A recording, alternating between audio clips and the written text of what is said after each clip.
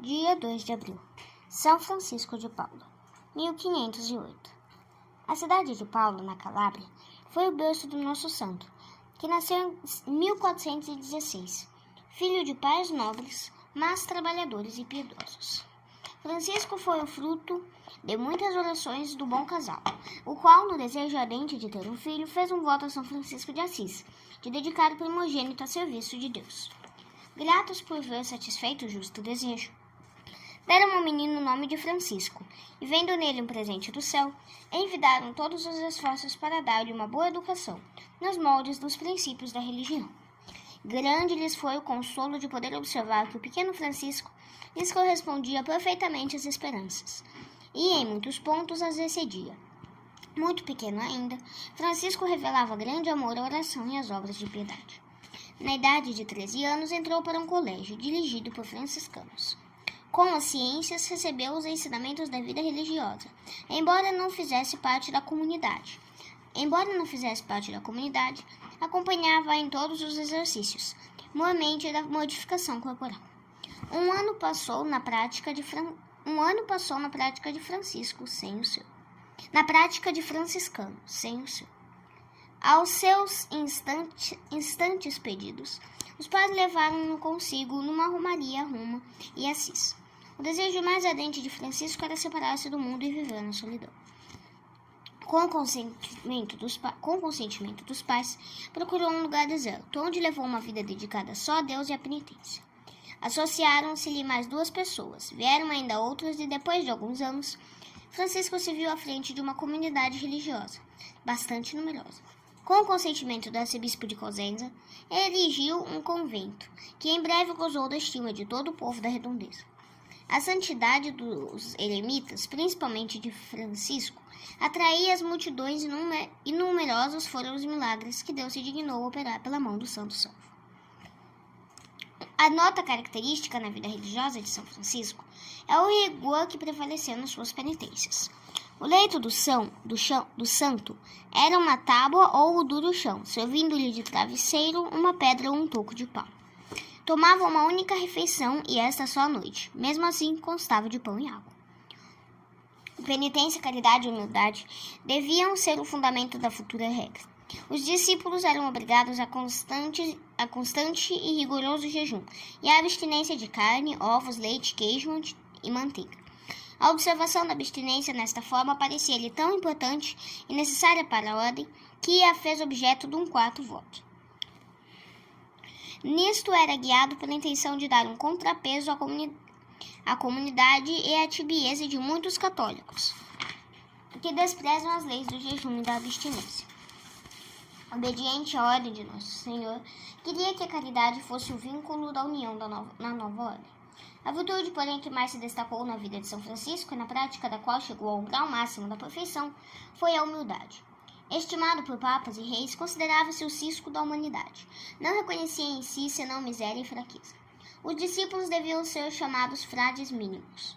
O superior de cada casa usava título, não de superior, mas de corretor, e devia lembrar-se sempre que era de todos o último, conforme a palavra de Cristo. Quem entre vós é o primeiro deve ser o último. O Papa Sisto IV aprovou a regra da ordem dos mínimos e nomeou Francisco I superior geral. Novos conventos foram em seguida fundados na Sicília e Calábria.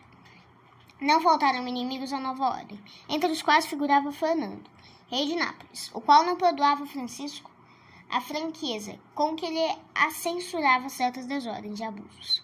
Francisco possuía o dom da profecia.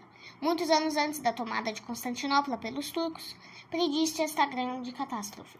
Profetizou também a queda de Otranto e a reconquista daquela praça pelos cristãos. Os milagres que Francisco operava eram tão numerosos e estupendos que o Papa Paulo II resolveu mandar um comissário ao arcebispo de Cosenza para colher informações fidedignas sobre o servo de Deus e sua vida. Estas foram as mais favoráveis possíveis. Dos milagres operados por São Francisco, são os seguintes os mais estupendos. Chamou à vida o filho morto da irmã, não dando a saúde ao rei Luís XI da França, que se achava gravemente doente, converteu-o e preparou-lhe a alma para uma morte santa. Carlos III, filho de Luís XI, dedicou ao santo uma amizade especial e extraordinária, introduzindo-lhe a ordem em seu reino. Francisco, sentindo a morte aproximar-se, preparou-se com o maior cuidado durante 3 meses. Passando este tempo, foi acometido de uma febre violenta. Reunindo os filhos espirituais, dirigiu-lhes palavras repassadas de amor de Deus, exortando-os ao mesmo tempo à observação fiel da santa regra e à lei da caridade. Depois se confessou e, descalço, com uma corda no pescoço, recebeu o santo viático. No dia seguinte, 2 de abril de 1508, morreu na idade de 91 anos. Leão X canonizou no ano de 1519. O corpo do santo ficou durante 55 anos em perfeita conservação. Em 1562, o túmulo foi aberto e profanado pelos huguenotes, que arrastaram o corpo com cordas a uma fogueira para destruí-lo pelo fogo. As labaredas, porém, não ofenderam a santa relíquia. Só quando um dos hereges atirou para o fogo, já quase extinto, uma grande cruz, e esta começou a queimar, o corpo do santo também foi devorado pelas chamas. Na noite seguinte vieram os fiéis católicos e tiraram das cinzas os ossos, que o fogo não pôde destruir. Reflexões. São Francisco observava um jejum constante, e aos religiosos, por meio de um voto, impôs a mesma penitência. O jejum é prática que encontramos na vida de todos os santos. O jejum é uma penitência inseparável do trabalho da santificação. A Igreja, nossa mãe, determina dias e épocas do ano eclesiástico, obrigando seus filhos ao jejum.